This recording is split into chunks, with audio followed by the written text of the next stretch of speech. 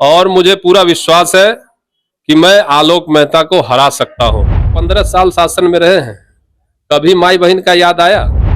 मैं जिला अध्यक्ष रहा हूं 2-2 बार, मैं जिला का महामंत्री रहा हूं, मेरा जन्म इस विचारधारा में हुआ है। उजियारपुर विधानसभा में वो कुछ नहीं किए। सरायरंजन में चले जाइए, वहां घूम कर आइए और उजियारपुर घूमिए तो आपको समझ में आ जाएगा।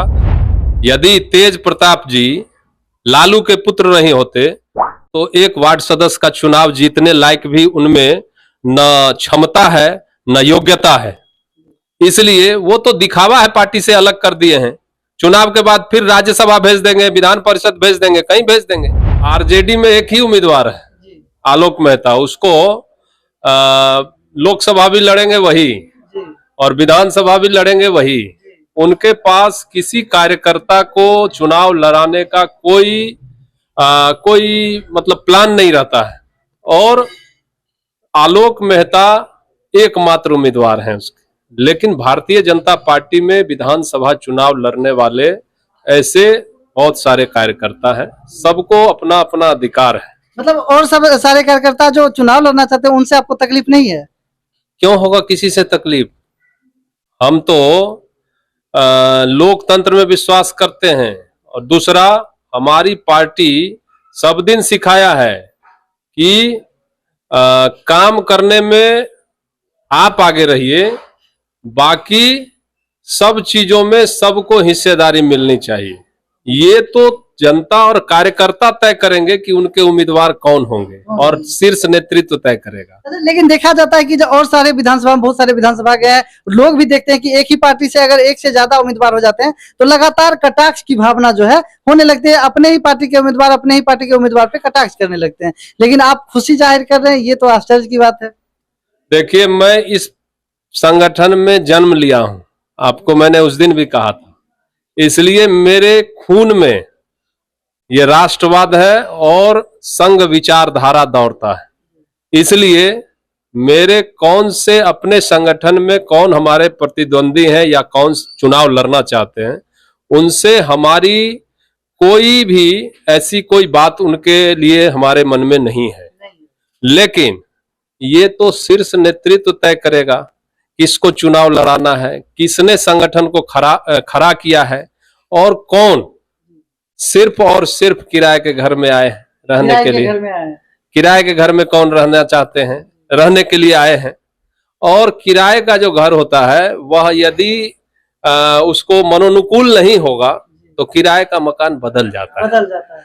जो लोग, मैं दावे के साथ कहता हूं, जो राजद मानसिकता के लोग हैं, जो सब दिन आदरणीय मोदी जी को गाली देने का काम किया, जो सब दिन राष्ट्रवाद को गाली देकर रोड पर खड़ा होकर के गाली देने का काम किया, जो सब दिन सीएए एनआरसी को लेकर के और उसका विरोध किया, हमारे अमित शाह जी और नरेंद्र मोदी जी को गाली दिया, वैसे लोग भी हमारी पार्टी से चुनाव लड़ना चाहते हैं। तो मैं वैसे लोगों पर कोई टिप्पणी नहीं करना चाहता हूं, क्योंकि वो उस कल्चर से आए हैं कि वो अभद्र टिप्पणियां करेंगे, कटाक्ष करेंगे अपनी ही पार्टी के लोगों को। तो ऐसे लोगों पर मैं टिप्पणी नहीं करना चाहता हूं। लेकिन जब उन्होंने किया है तो मैं सिर्फ इतना ही कहना चाहता हूं कि भगवान उनको सद्बुद्धि दे। दूसरों को जाहिल कहने वाले लोग और खुद को पीएचडी और डॉक्टर कहने वाले लोग कम से कम अपने जीवन में भी उसको उतारें। उस मर्यादा का पालन खुद भी करना चाहिए। बाकी लोगों को, कार्यकर्ताओं को कहेंगे कि ये दिग्भ्रमित हैं और उपेंद्र जी के साथ इसलिए हैं क्योंकि ये उनको, अब वो शब्द मैं इस्तेमाल नहीं करना चाहता, कर भी नहीं सकते जिस भाषा का इस्तेमाल उसने किया है। क्या हमारे कार्यकर्ता बिकाऊ हैं? जो हमारे साथ जो कार्यकर्ता है, भारतीय जनता पार्टी के कार्यकर्ता हैं, मैं जिला अध्यक्ष रहा हूं 2-2 बार, मैं जिला का महामंत्री रहा हूं, मेरा जन्म इस विचारधारा में हुआ है, तो स्वाभाविक रूप से उन लोगों को लगाव है मुझसे। तो वो, और मेरी उतनी हैसियत भी नहीं है कि मैं इतने सैकड़ों लोगों को मैं कुछ दे करके रख सकता हूं, और मेरा चरित्र भी नहीं है। ये जिस पार्टी से आए हैं उस पार्टी का चरित्र है, उस पार्टी में कोई अनुशासन नहीं है। इसलिए वो तो चोला ओढ़े हुए हैं, लेकिन जुबान पर कभी कभी आ जाता है। तो इसलिए हमारे कार्यकर्ताओं को बिकाऊ कहने वाले लोग सावधान हो जाए। कार्यकर्ता पार्टी से जुड़ा रहता है, पार्टी को अपना मां मानता है, जी।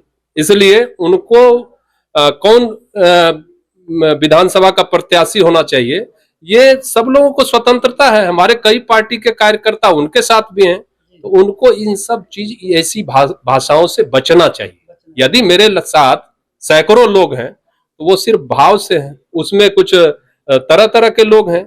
चुनाव आ गया है और 10 साल से लगातार आलोक कुमार मेहता जी यहाँ के विधायक हैं, तो 5 साल अच्छा काम किए होंगे, तब तो 10वां साल उनको जनता ने मौका दिया। लेकिन आपको क्या ऐसा कार्य जो लग रहा है कि वो नहीं किए या उजियारपुर विधानसभा में नहीं हुआ है, हम आएंगे तो करेंगे? देखिए, उजियारपुर विधानसभा में वो कुछ नहीं किए हैं, सीधी बात समझिए। बगल के सराय रंजन में चले जाइए, वहां घूम कर आइए और उजियारपुर घूमिए, तो आपको समझ में आ जाएगा कि अब तक आरजेडी के ही विधायक हुए और उन लोगों ने क्या किया है। जहां तक आलोक मेहता की बात है, कह रहे हैं कि 5 साल अच्छा काम किए होंगे इसलिए दोबारा जीत गए, ऐसी कोई बात नहीं है। हमारे कुछ कमियों के कारण वो दोबारे बने हैं, नहीं तो 2020 में ही उनका पत्ता साफ हो जाता और महुआ वो चले जाते।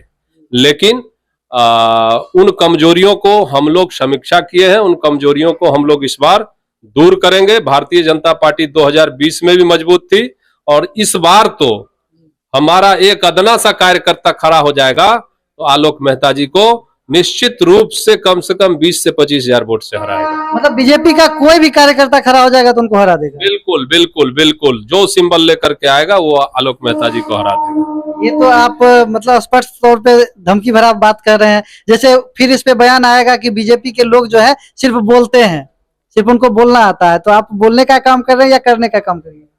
कौन बोलते हैं और कौन करते हैं यह जग जाहिर है। भारतीय जनता पार्टी के लोग जो बोलते हैं वो करते हैं। हमारे प्रधानमंत्री जी ने कहा कि हम जीतेंगे तो हम धारा 370 समाप्त करेंगे, हम जीतेंगे दोबारे तो हम राम मंदिर, राम जन्मभूमि में भव्य मंदिर बनाएंगे, हम जीतेंगे तो पूरे राष्ट्र को एक करेंगे, हम जीतेंगे तो 2022 तक पक्के मकान से सबको सुसज्जित करेंगे। आप बताइए कि कौन सा काम नहीं हुआ है। हमारे नेता ने कहा कि 32 नंबर गुमती पर ढाला बनेगा ना, नित्यानंद राय जी ने कहा था, जबकि बगल में 33 के बगल में 34 के पास, 34 के और 35 के बीच में जबकि ओवरब्रिज बन गया है, लेकिन 32 पर भी बना है। यह इसी चीज को दर्शाता है कि हम जो बोलते हैं वही करते हैं। इसलिए भारतीय जनता पार्टी के जो लोग हैं वो जो बोलते हैं वो करते हैं। राजद वाले और राजद मानसिकता के लोग वो सिर्फ चुनाव जीतने के लिए जो हथकंडे अपनाने होते हैं वही काम करते हैं।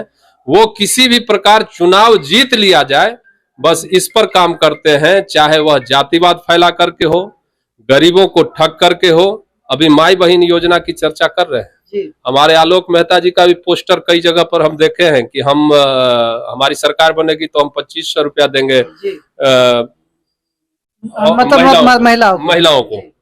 लेकिन ये बताइए कि वो 15 साल शासन में रहे हैं, कभी माई बहन का याद आया?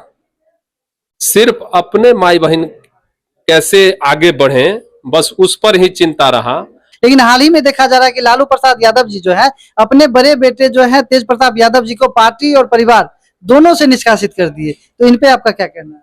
पार्टी से निष्कासित नहीं किए हैं, परिवार से निष्कासित नहीं किए हैं, ये लालू जी ने ड्रामा किया है। क्योंकि चुनाव नजदीक है इसलिए दबाव के कारण वो इस तरह का काम किए हैं। जबकि उनकी बहू द्वारिका राय जी जो पूर्व मुख्यमंत्री हैं, उनकी पोती से उनका शादी हुआ था तेज प्रताप जी का। वो कह रही है, तेज प्रताप खुद कह रहे हैं कि 12 साल से हमारा इनके साथ विवाह हुआ है, संबंध है, और पूरा परिवार इस चीज को जानता था। तो बोले मेरा आईडी हैक हो गया। आईडी हैक ऐसे ही हो जाता है, जब आदमी पकड़ा जाता है तो आईडी हैक हो गया। आईडी हैक हो गया तो लालू जी ने क्यों पार्टी से निकाल दिया, क्यों परिवार से अलग कर दिया?